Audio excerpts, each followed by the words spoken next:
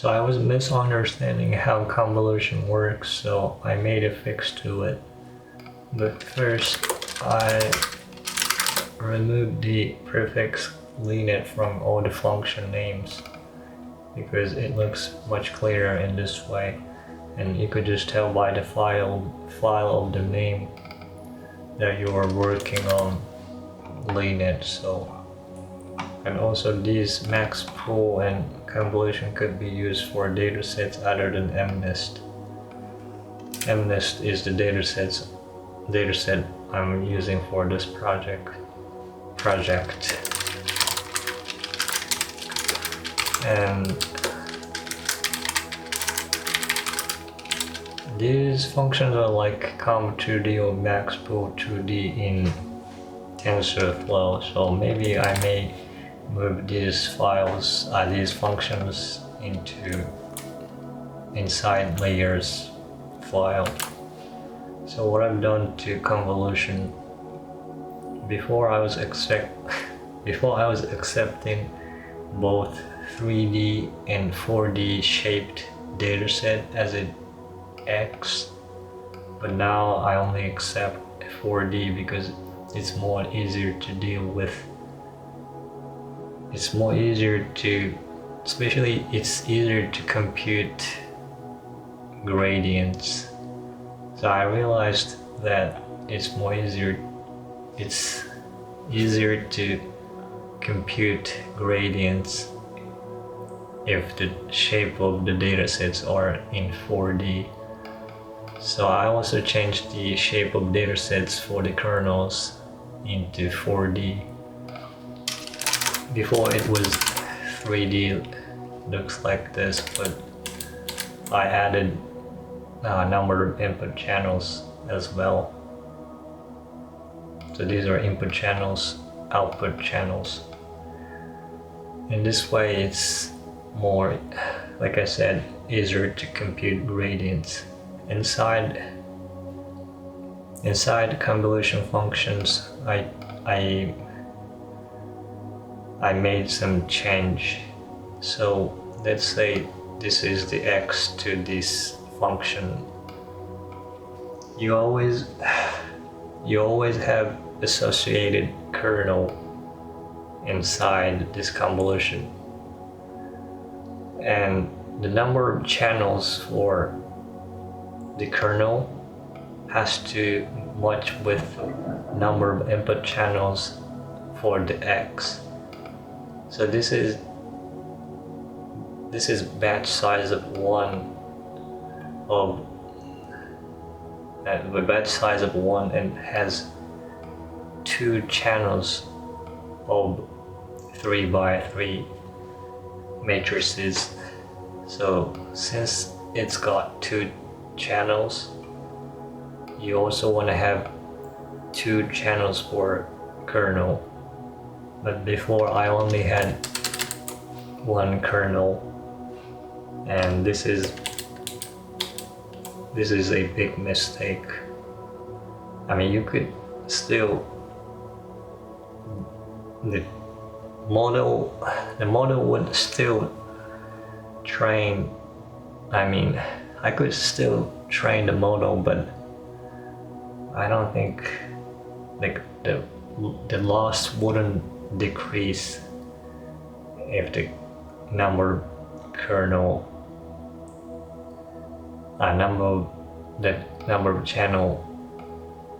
channels that kernel has is wrong.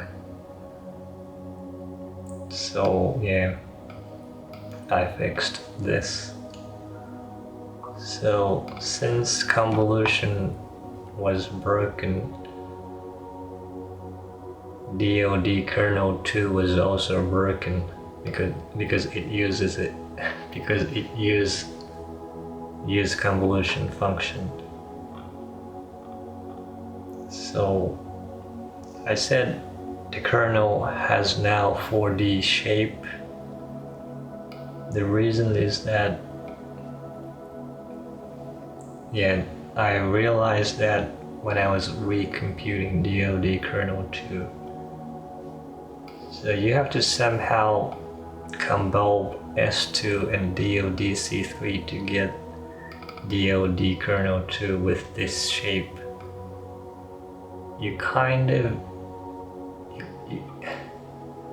you could assume that you would get 5 by 5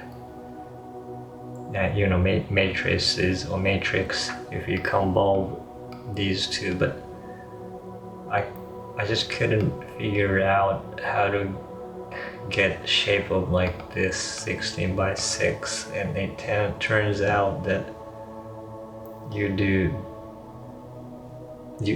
backwards. You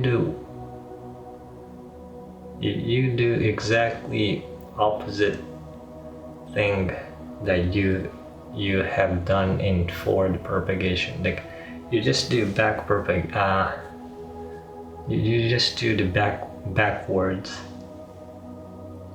So in the forward function, you convolve S2 and kernel 2 inside convolution layer. So you convolve these two and you sum them up to get this. So you convolve each of these feature maps inside the channel and you sum the results to get this. And same goes for these to get this. So in order to get DOD kernel 2, you do the backward. You take one of the feature maps or matrix from DODC3 and you convolve with each matrices inside S2 to get these. And for the next matrix, you convolve with this matrix and again with these matrices and get these, and that way you would get 16 by 6 by 5 by 5 matrices. So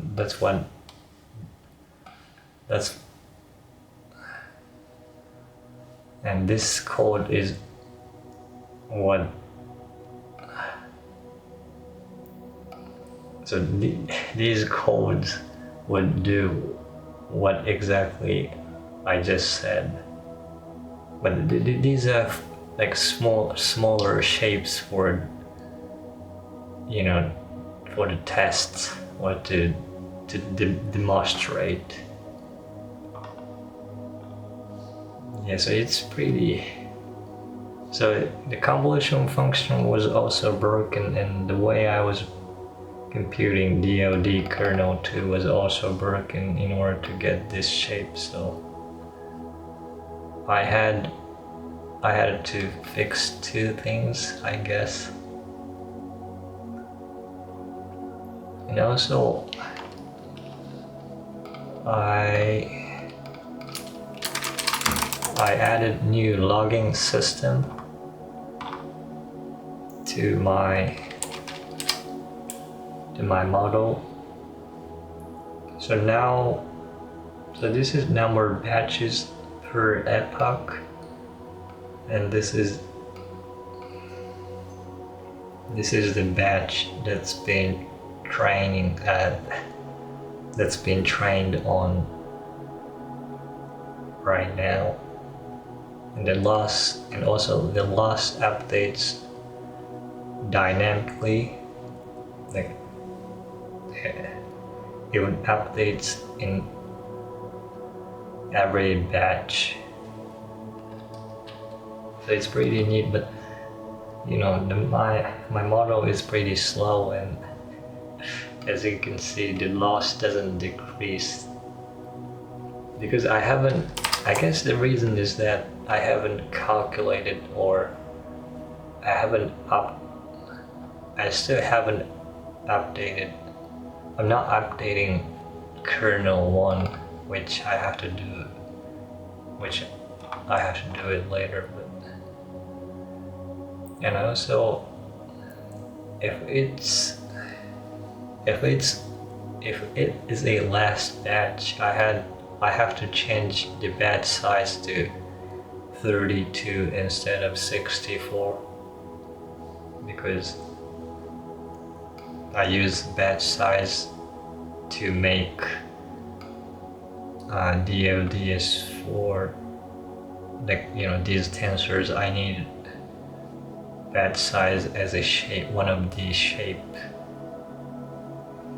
Anyway, I guess this is it for today's video. Thanks.